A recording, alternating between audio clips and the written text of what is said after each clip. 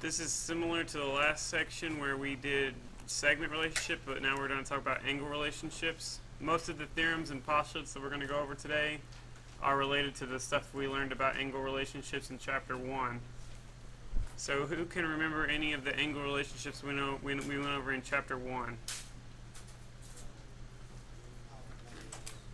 The linear pair?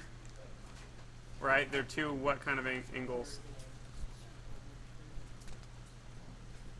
When they share a side, what are they called? Adjacent. So two adjacent angles on a straight line form a what? A linear pair, and they add up to equal 180, right? What kind of relationship is it if they add up to equal 180? Supplementary, good. And there's also another one when they're 90, right? Complementary, good. And there's one other type of angle we looked at, vertical angles. And what is special about vertical angles? If they're vertical angles, they have what kind of measure? They have the same measure, right? So they're congruent. We're basically going to be mentioning all those different types of angles again, but just in theorem form. The first thing we're going to talk about is something called the angle addition postulate.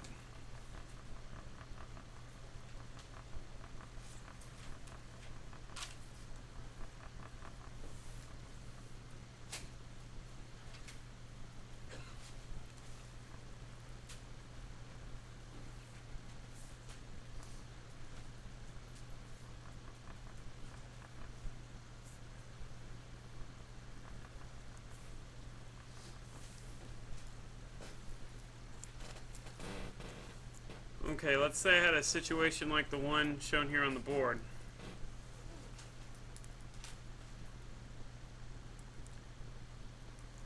If I said that this first angle right here was 60 degrees and this angle over here was 50 degrees, what would the measure of angle ABC be, would you guys know? ABC. That's 60, that's 50, so 110, right? What did you do? You just added the two little ones to make up the big one, right? It's just like when you add the two little segments to add the bigger segment. This time we're just doing it with angles. So in an equation form, it'd be measure of angle ABD plus measure of angle DBC equals the measure of angle ABC.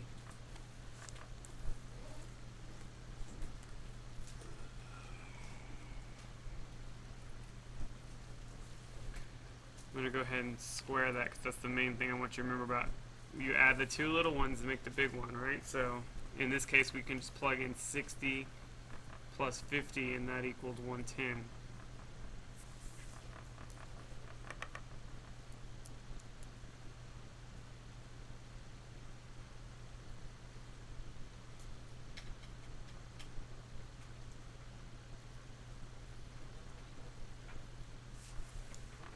Okay. The first theorem we're going to talk about. Yes, come in.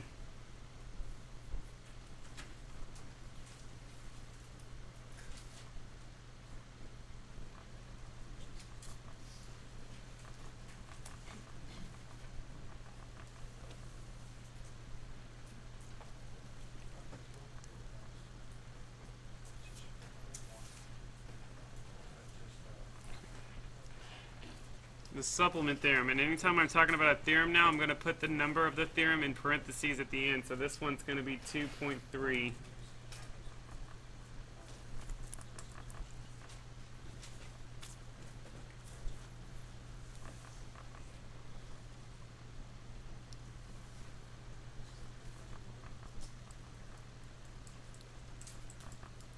Basically it says anytime I have a linear pair, the two angles add up to equal what? 180. You guys already knew that. This is just a way to say it in theorem form. So if I have a linear pair, then measure of angle 1 plus measure of angle 2 equals 180.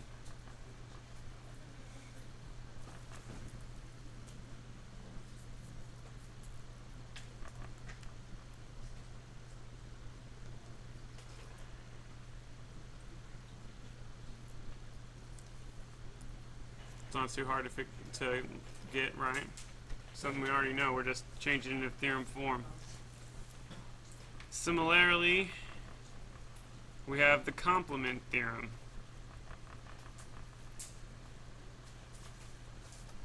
That's 2.4.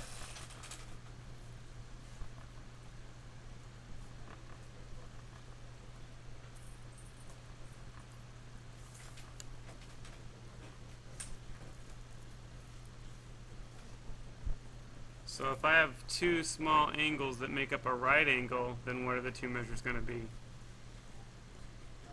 They add up to equal 90, right? So in this case, instead of 180, you're going to say measure of angle 1 and measure of angle 2 equals 90 degrees.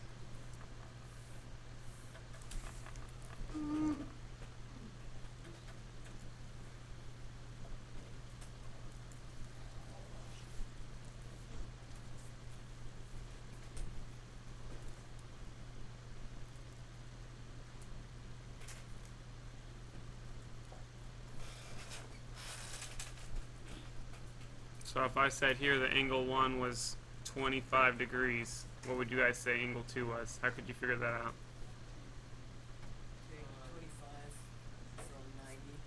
Take 25 from 90. So you could go measure of angle 1 is now 25, right? So 25 plus measure of angle 2 equals 90. And then you subtract 25 from both sides, right? And you get 65. I'm just saying if it was 25, then this one would have to be what? 65, right? It's just an example.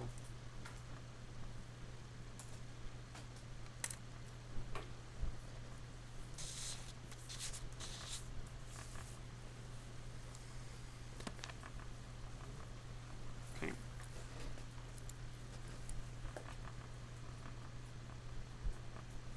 Another thing we're going to talk about is the angle congruence properties.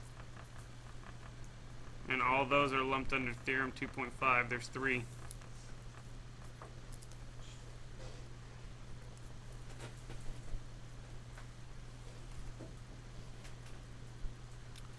Just like in algebra and with the segments, we can use the reflexive properties, the symmetric property, and the transitive property with angles.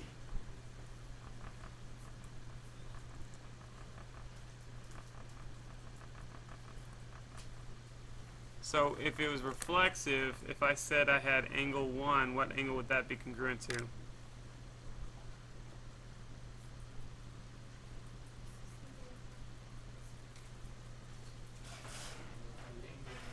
Angle 1, right? Reflexive, if we were talking about algebra, if I said if it was reflexive, A would equal what? Right. It's the same thing with angles. If I have angle 1, then it's congruent to angle 1.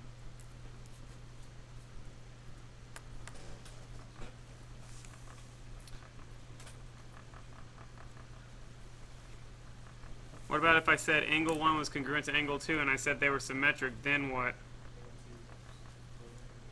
Angle 2 is congruent to angle 1. And that's the one where we flip them, right?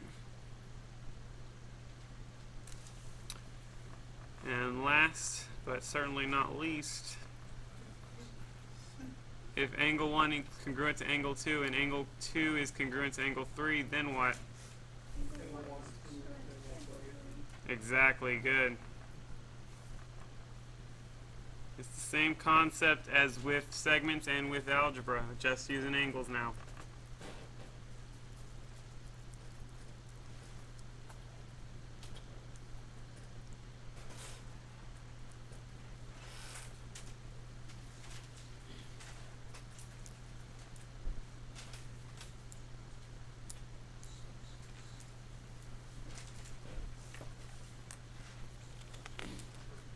Everyone got all that down, or are we still copying?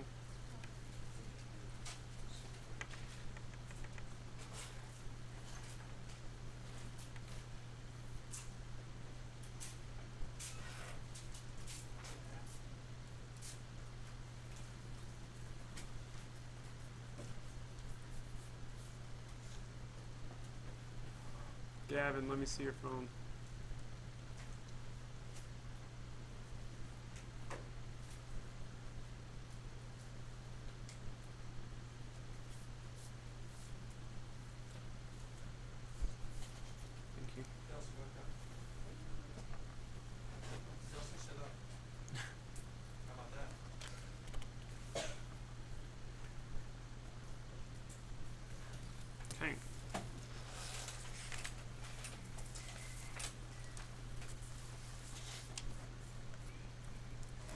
So this next one's going to be a little confusing at first, I think, but if you let me just talk about it in words, and let me just put it out in words, and we're going to talk about what it means in a second, okay? It's called the congruent supplements theorem.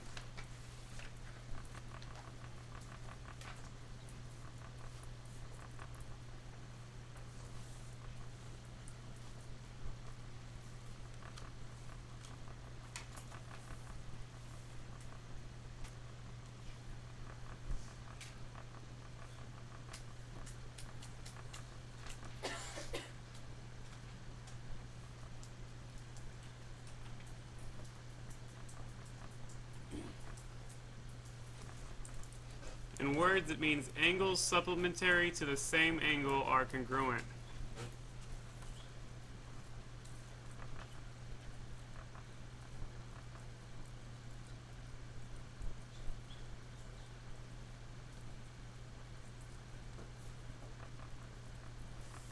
Okay.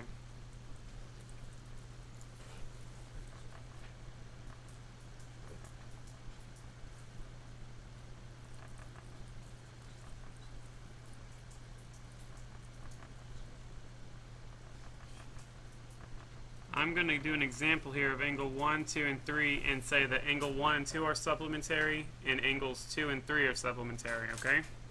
So for this example, those two statements are true, okay?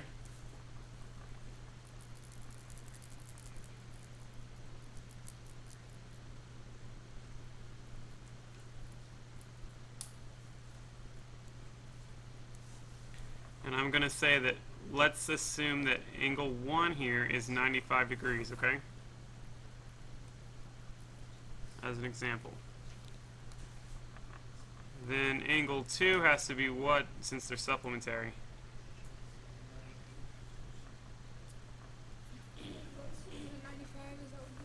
So it'd be measure of angle 1 plus measure of angle 2 is 180, right? Because they're supplementary, right? Is angle 195? Yes. So it'd be 95 plus measure of angle 2 equals 180, and measure of angle 2 would end up being what? 85, right? Now I also said that angle 2 is supplementary to angle 3, right? So now I can do measure of angle 2 plus measure of angle 3 is also 180, right? It's 95.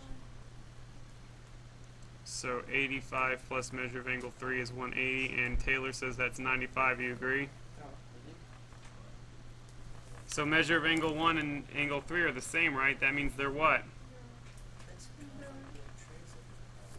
Sort of. It's sort of like the transitive properly, but not exact. So basically, since angles 1 and 3 are both supplementary to angle 2, they both have to be the same, right? That's what it's saying. Does everyone see that a little bit better now?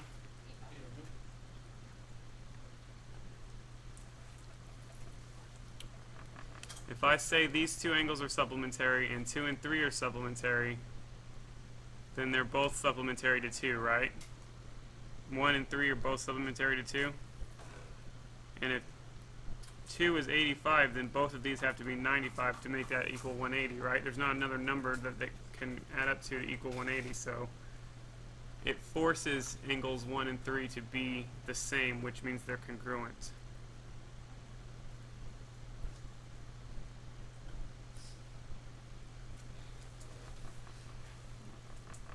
In equation form, it's going to look something like this.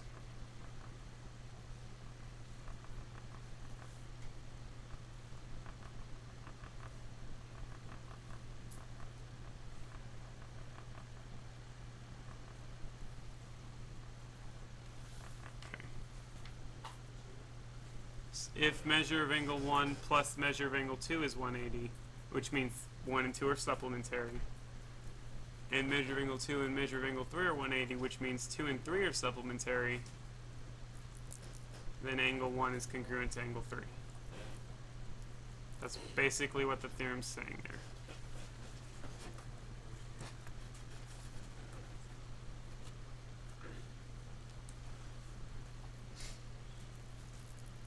Okay. Oh, I forgot to mention that this is number 2.6. So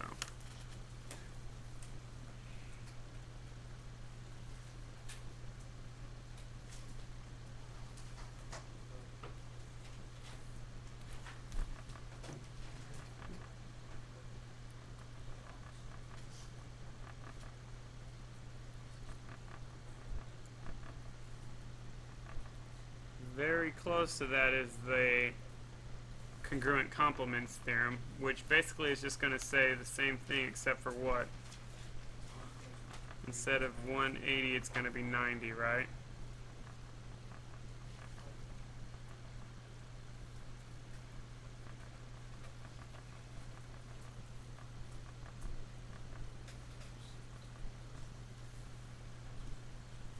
Should say measure of angle 2. That's better. Can you go back this one?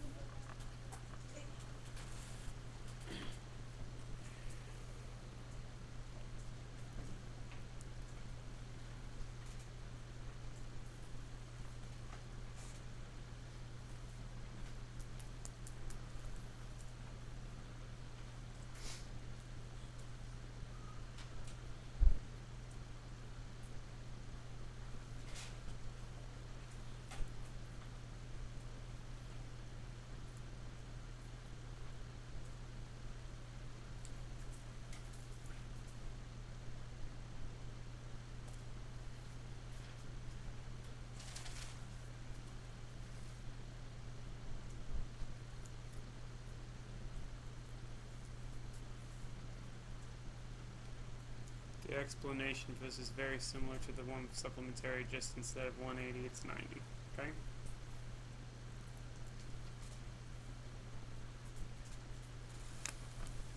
And the last theorem I'm going to talk about out loud is this vertical angles theorem.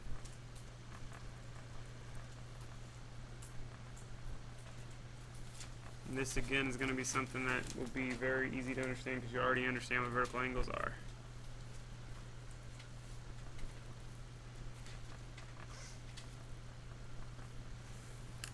Okay. If I have this situation right here, which two angles are vertical angles? 1 and 3 are vertical angles, and that means they're what? They have the same angle measure, so they're congruent. And the other two vertical angles are 4 and 2.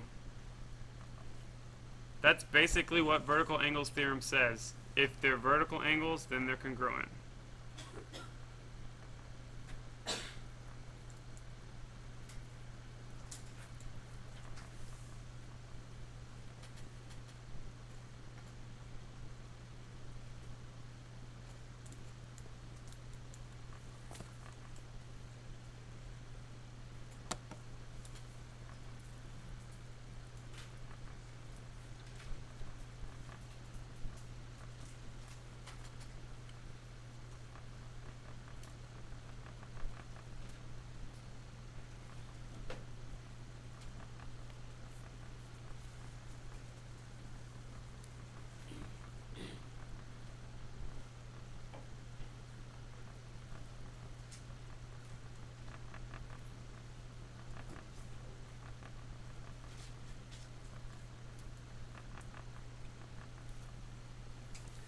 Homework assignment is going to be 1 through 15. You're going to need that book still. Sorry, I forgot. I got to add one more thing. 1 through 15, and the proofs are 5, 7, 14, and 15, and they're all due at the first of the hour. We'll check them again for completion. The proof problems are numbers 5, 7, 14, and 15 from section 2.8. The other problems will be due on Friday. And one more thing you guys need to add to your notes is on page 155 in your books. There's a chart about right angle theorems.